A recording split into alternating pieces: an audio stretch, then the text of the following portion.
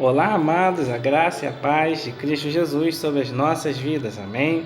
Eu, Josemar Cunha, mais uma vez com vocês, queridos, e hoje eu trago uma palavra de Deus para os nossos corações, amém?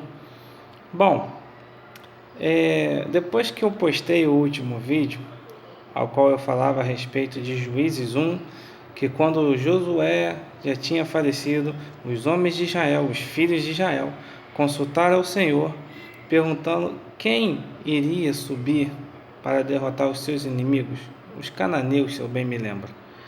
E Deus tinha dito então que Judá fora escolhido para derrotar, porque Deus já tinha entregue em suas mãos, este povo.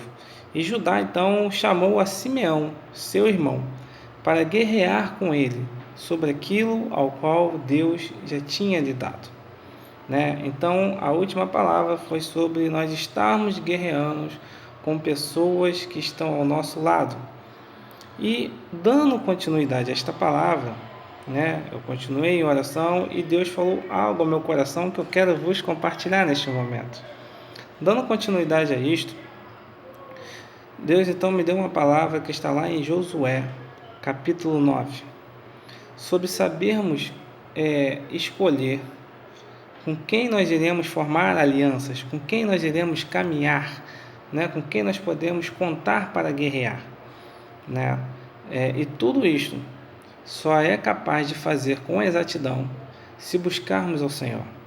Em Josué capítulo 9, nós vemos que o povo dos gibeonitas, eles enganaram a Josué. Eles vestiram vestes velhas, eles pegaram os pães mofados, odres rachados e sandálias já rasgadas, já bem usadas, como se para dar uma aparência que eles já estavam caminhando há um bom tempo até chegar a Josué, até chegar aquele povo ali ao qual Deus já tinha, através de Moisés, prometido uma terra, a terra de Canaã, e disse que todo povo vizinho seria exterminado. Então, os gibeonitas, por receio de serem mortos por Josué, que ficaram no lugar de Moisés, eles então enganaram Josué. O erro de Josué, nós podemos ver lá no versículo 15 e 16, se eu não me engano, se eu bem me lembro, se eu estiver errado, por favor, me corrijam, foi que Josué, assim como os príncipes de Israel, eles tomaram as suas próprias provisões. Eles não consultaram o Senhor para firmar pacto com esse povo que estava lhes enganando, com os gibeonitas. E além disso, eles fizeram juramentos para este povo, dizendo que não lhes matariam.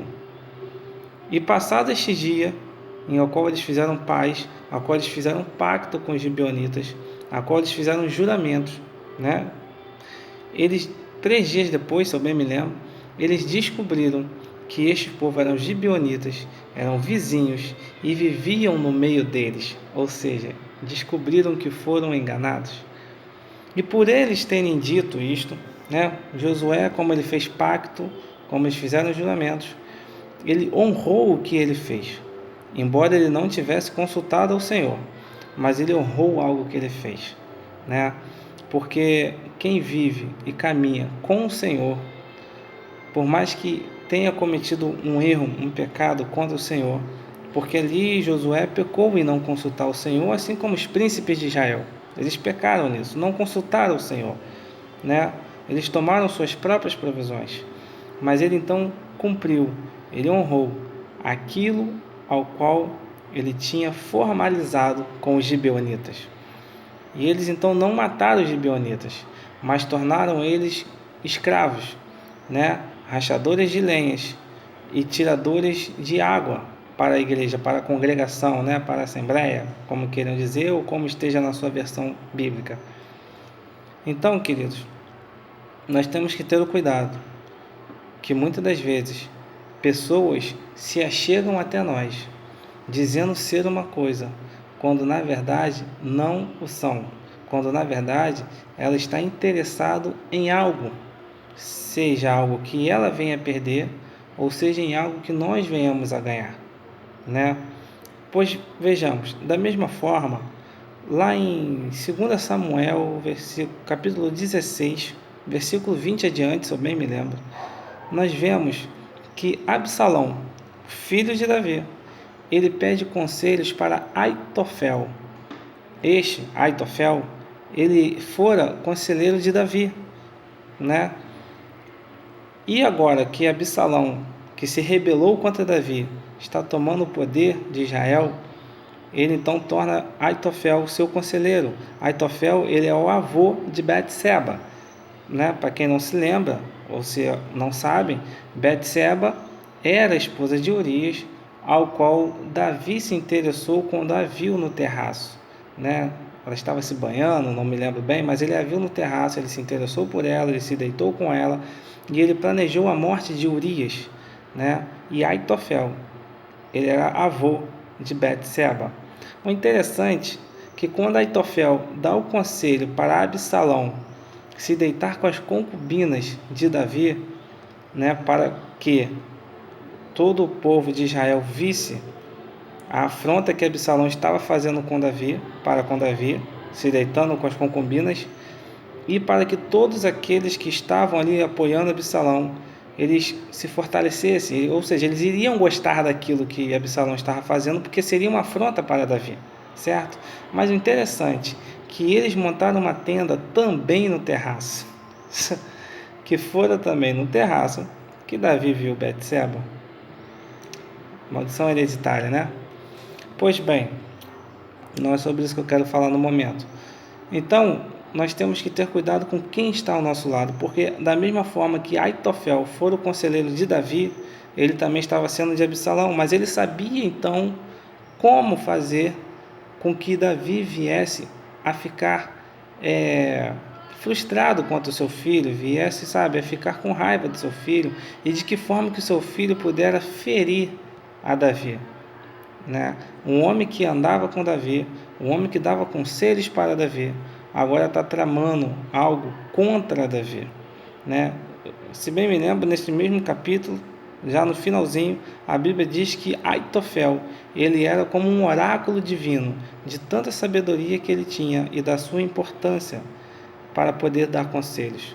Só que o interessante, que se eu bem me lembro, no capítulo 17 de 2 Samuel, Aitofel dá um conselho para perseguirem Davi, ao qual um homem chamado, se eu bem me engano, é Hassan ou Hussan, não lembro bem, que era amigo de Davi e também fora conselheiro, ele passa a tomar o lugar de Aitofel, porque Absalão passa a ouvir os conselhos desse homem ao invés dos conselhos de Aitofel, e este, por se sentir desonrado, comete suicídio.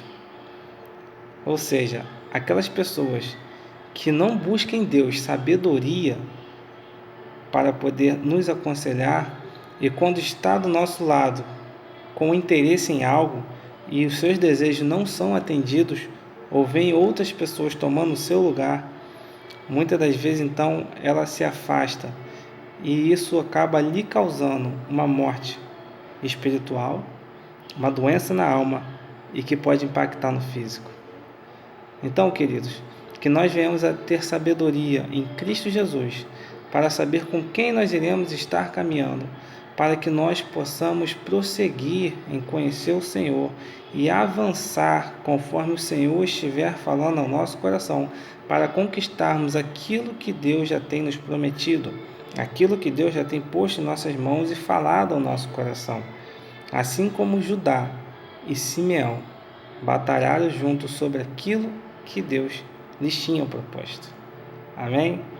Que venhamos buscar no Espírito Santo de Deus cada vez mais sabedoria e na palavra do Senhor o conhecimento, e que sejamos fiéis e obedientes sobre tudo que Deus estará falando no nosso coração e propondo em nossas vidas, e sejamos sábios para saber aproveitar a cada oportunidade que Deus nos dá.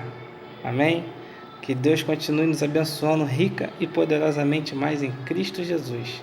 Abraços e fiquem na paz. Amém.